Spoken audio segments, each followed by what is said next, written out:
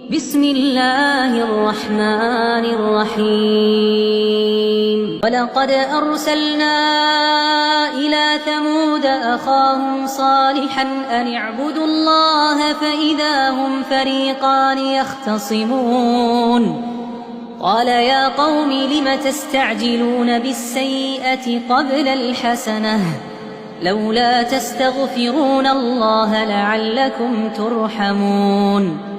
قالوا اطيرنا بك وبمن معك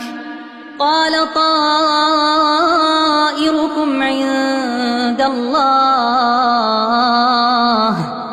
بل أنتم قوم تفتنون وكان في المدينة 9 رهط يفسدون في الأرض ولا يصلحون قالوا تقاسموا بالله لنبيتنه وأهله